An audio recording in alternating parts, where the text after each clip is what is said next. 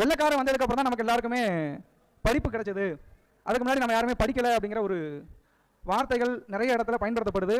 அதை இந்த தலைமுறையினருக்கு உடைய மூளையில் வந்து அது பதிய வைக்கிறதுக்கு நிறைய சொல்லிக்கிட்டே இருக்கிறாங்க. வெள்ளைக்கார இல்லைனா படிச்சிருக்க மாட்டோம், வெள்ளைக்கார இல்லைனா படிச்சிருக்க மாட்டோம் அப்படின்னு.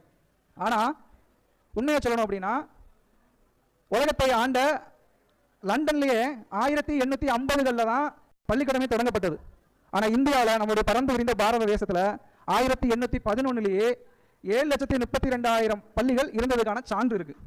அது 7,50,000 கிராமங்களில் இருந்திருக்கு. அதை நடத்துனது அரசாங்கம் கிடையாது, அங்கங்கே இருக்கக்கூடிய அந்த கிராமத்தில் இருக்கக்கூடிய பொதுமக்கள்லாம் சேர்ந்து இந்த பள்ளிக்கூடத்தை நடத்திருக்கிறாங்க. 18 வகையான பாடப்பிரிவுகள் அதில் இருந்திருக்கு. இது எல்லாம் ஏதோ தமிழ்நாட்டுக்காரன் எழுதியிருப்பான்னு நினைக்காதீங்க. ஆங்கிலேயன் 1831-32 காலகட்டத்தில் இதை ஆவணப்படுத்தி வச்சிருக்கிறான்.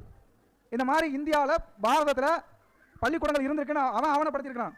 வரலாற்று ஆய்வாளர் தரம்பால் அப்படிங்கிறவர் த பியூட்டிஃபுல் ட்ரீ அப்படிங்கிற ஒரு புத்தகத்தில், அந்த புத்தகத்தை பார்த்தீங்கன்னா தெரியும் எங்கெங்கே எந்தெந்த பாடப்பிரிவில் பள்ளிகள்லாம் இருந்திருக்கு, அதை யார் நடத்தினா, யாருக்கு கீழே நடந்துச்சு, எத்தனை மாணவர்கள் படித்தாங்க அப்படிங்கிற அத்தனை விஷயமும் டேட்டா வைஸாக எடுத்து வச்சிருக்காங்க. அந்த ஆவணத்துடைய பிரதிகள்லாம் சேர்த்து தான் அந்த புத்தகம் இருக்கிறது.